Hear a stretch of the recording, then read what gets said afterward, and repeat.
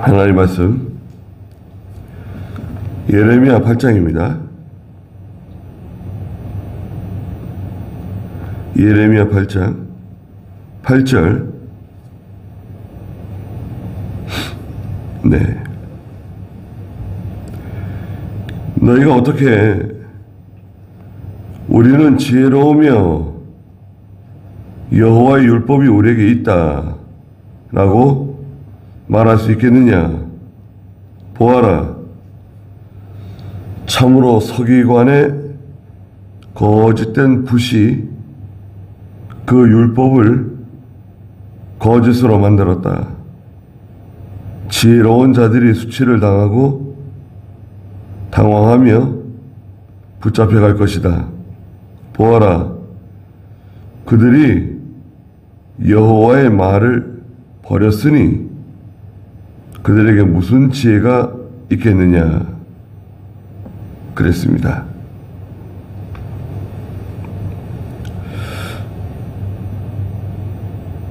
너희가 어떻게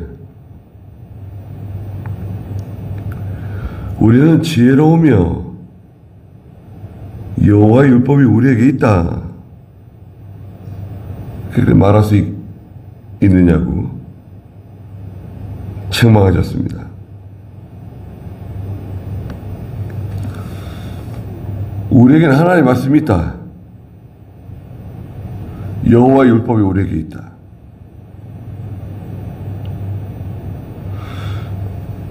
원래는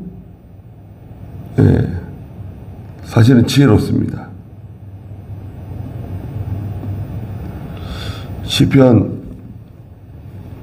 19편 7절에 보시면 여호와의 말씀이 지혜라 그랬거든요. 시편 19편 7절에 여호와의 율법은 완전하여 영혼을 소생시키고 여호와의 증거는 확실하여 어리석은 사람을 지혜롭게 한다 말씀하셨고요. 시편 119편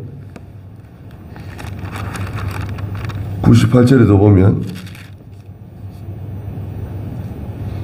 119편 98절에 주님의 명령이 항상 나와 함께 하므로 그것이 나를 원수들보다 지혜롭게 합니다. 하나님의 말씀이 그 사람 속에 있으면 지혜가 함께하는 원리를 가지고 있습니다. 그런데 이 유다와 예루살렘 사람들은 지식적으로 하나님의 말씀을 가지고 있었습니다. 또 지식적으로 율법을 따라가고 율법을 행했어요. 지식적인 믿음, 또 행위적으로 의식적이고 전통적인 믿음, 늘 해오던 대로 하는 거예요. 조상 대대로 해오던 대로 늘 그렇게 하는 겁니다.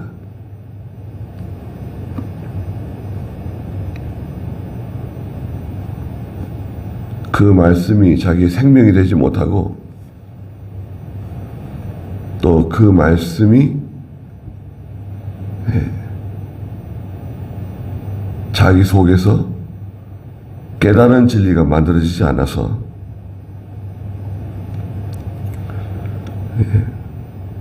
생명력이 없습니다.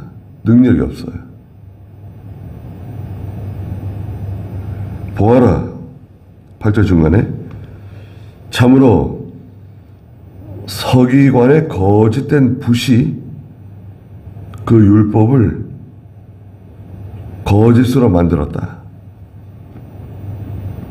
그랬습니다. 서기관은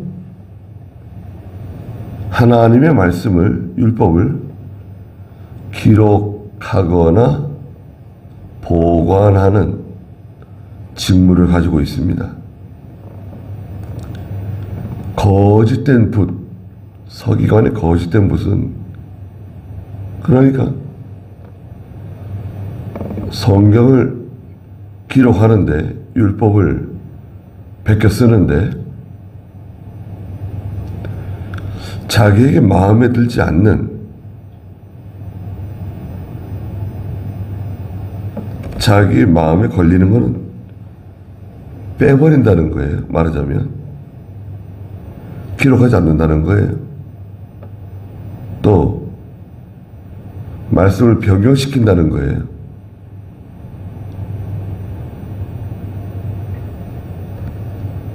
그 다음에 또 한 가지는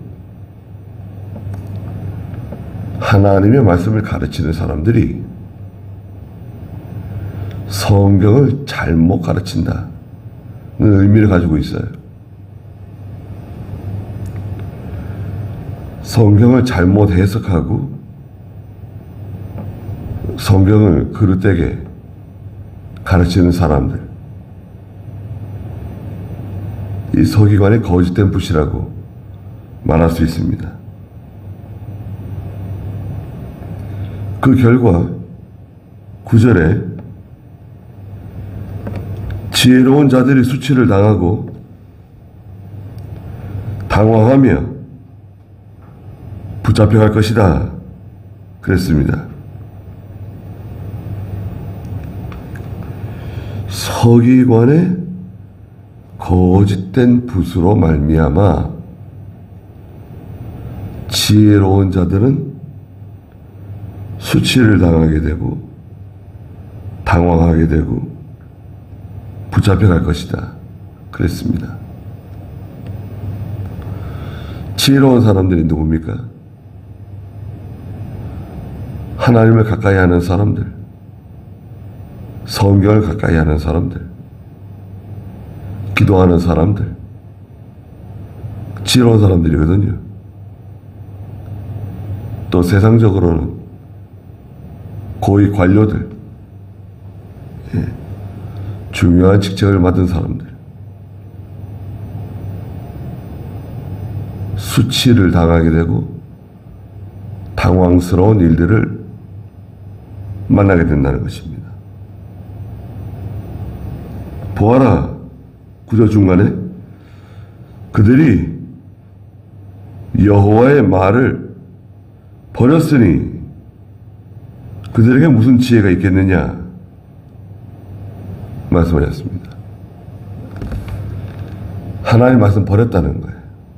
아, 이 사람들이 하나님 말씀을 버렸구나.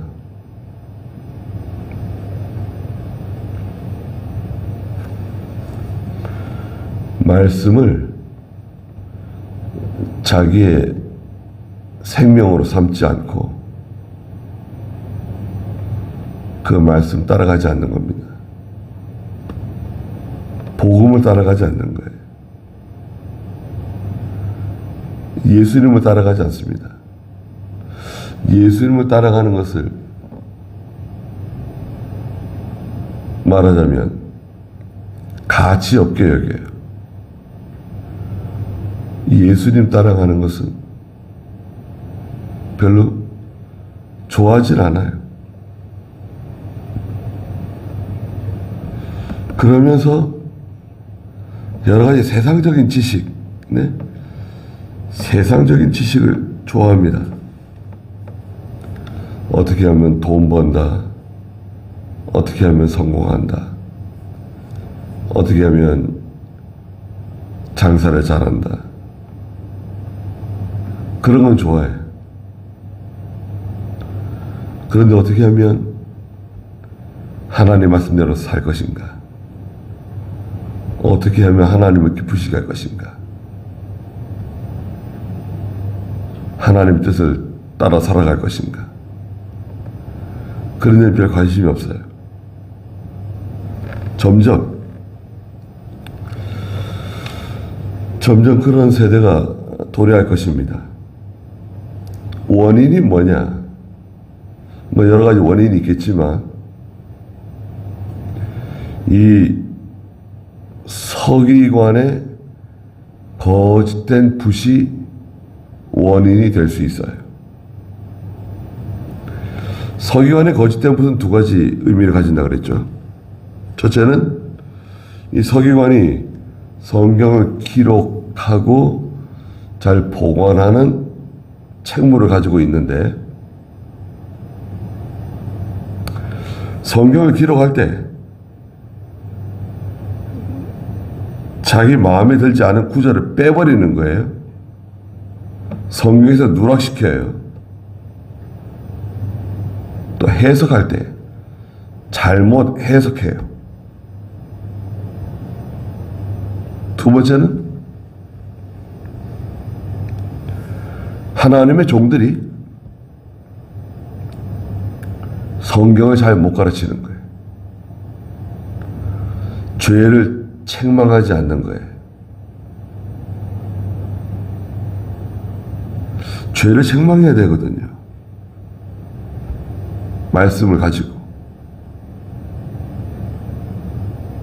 죄를 책망하지 않는 시대가 되었습니다.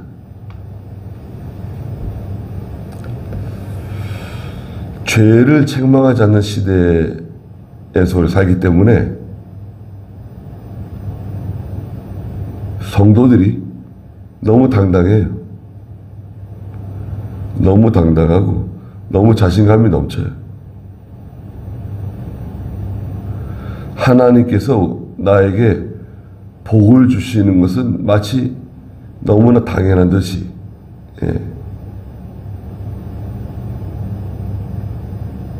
그렇게 생각을 하고 있습니다. 하나님은 마땅히 나에게 복을 주셔야 되는 분이세요. 그런가요? 여호와의 말을 버렸는데, 아무 지혜가 없는데, 영적 생명의 역사가 없고 감동이 없는데,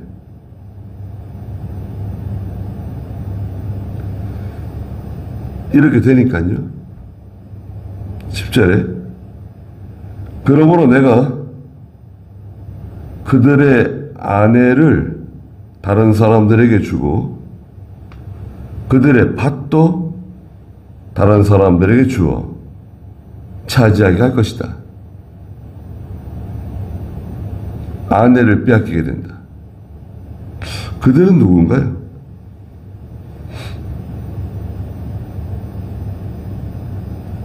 우리는 지혜롭다고 말하는 사람들, 8절에 있는 것처럼 우리에게 율법이 있다고 말하는 사람들, 사실은 그렇지 않은데, 또 이 그릇된 서기관들에게도 하나님이 징계를 내리시는 겁니다. 여호와의 말을 버린 사람들, 그들의 아내를 다른 사람들에게 준다.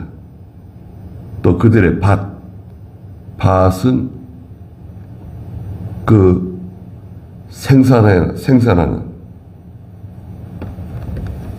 실제로 밭이기도 하고요. 오늘날 성도의 가게, 성도의 공장,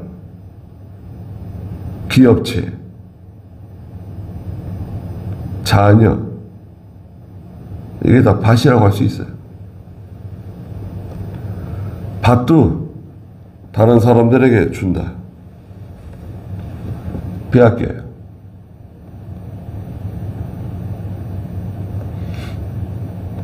자녀도요.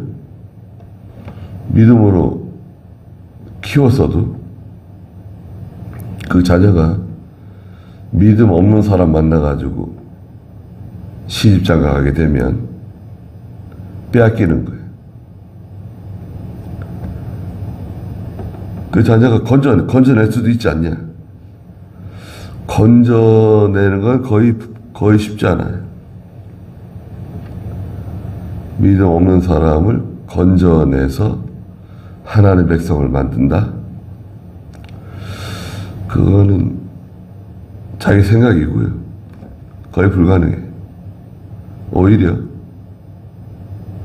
딸려 들어가요.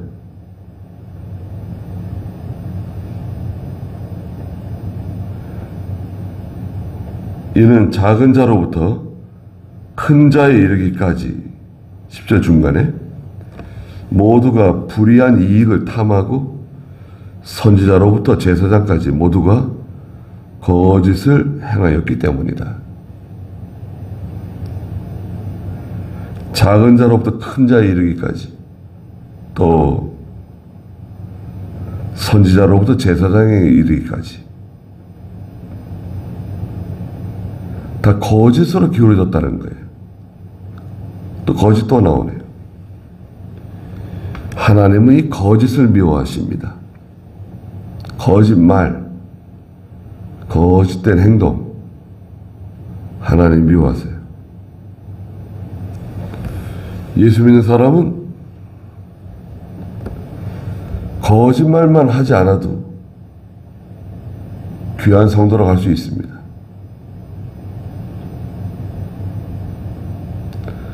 거짓말을 미워해야 돼요.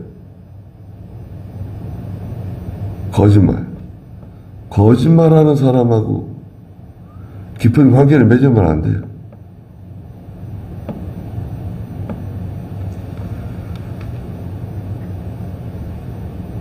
자꾸 거짓말을 해요.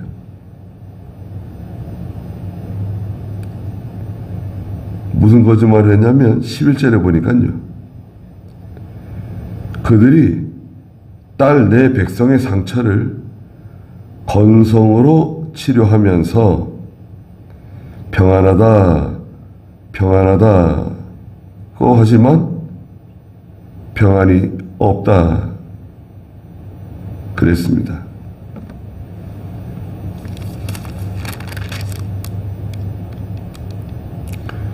평안하다고, 아무 일 없다고. 6장 14절에서도 그들이 내 백성의 상처를 건성으로 치료하면서 평안하다, 평안하다 하나 평안이 없다. 상처가 났는데요, 지금. 건성으로 치료해요. 암이 지금 암세포가 발견됐는데 건성으로 치료해.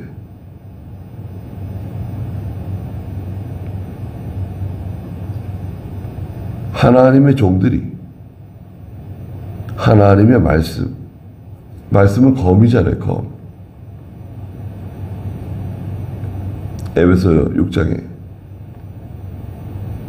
전신갑주, 구원의 투구, 의의 갑옷, 진리의 허리띠, 말씀의 검, 복음의 신발, 하나님의 말씀의 검, 성령의 검, 그 칼을 들고 죄를 책망하고 회개를 재촉하고 하나님께 돌아오라 그러고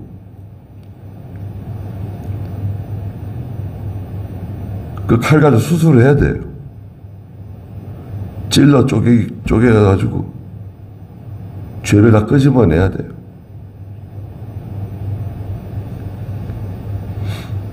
근데 그런 작업을 하지 않고 하나님이 사랑하신다고, 복을 주신다고, 잘 될 거라고, 하나님께서 축복해 주신다고, 들어가도 복을 받고 나가도 복을 받고 천대까지 복을 받고 밥그릇들도 복을 받고 국그릇들도 복을 받고 들을 때는 기분 좋은데요. 그건 거짓말입니다. 백성의 상처가 지금 있는데, 상처. 찢어졌는데, 부러졌는데, 큰 병이 났는데, 그 상처를 잘 치료해 줘야 되잖아요. 수술할 건 수술하고, 째낼 건 째내고, 그걸 치료를 열심히 해야 되는데, 그걸 하지 않고, 건성으로 치료해야지, 건성으로. 귀찮은 듯이, 나와는 상관없다는 듯이, 잘 될 거라고. 또 기도해줘요.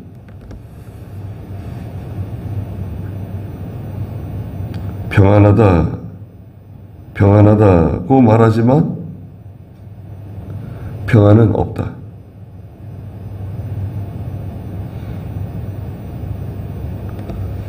그래서요, 참 안타까운 일이죠. 어디서부터 잘못된 건가? 그런데 이제 우리 예레미야서에서 보는 것처럼 역사는 돌고 돕니다. 이 시대도 똑같은 거예요.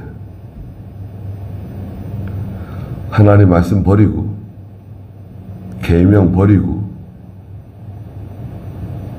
주일날 오전 예배 1시간 달랑 드리고, 나는 주일을 잘 지키는 거룩한 성도, 마땅히 복을 받을 성도라고 생각들을 해요. 그것은 그 교회 담임 목사가 잘못 가르쳐서 그렇습니다. 절대 그런 일 없어요.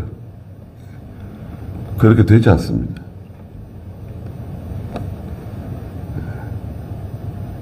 주일 하루를 온전히 지켜야 되고, 믿음으로 살아야 되고, 선한 싸움을 싸워야 되고, 자기의 달려갈 길을 달려가야 돼요.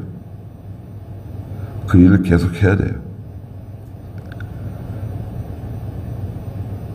그럼에도 불구하고 우리가 많이 부족한데,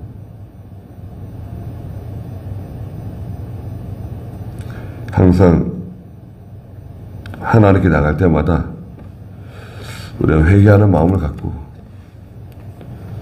겸손하게 하나님께 나가야 되겠습니다.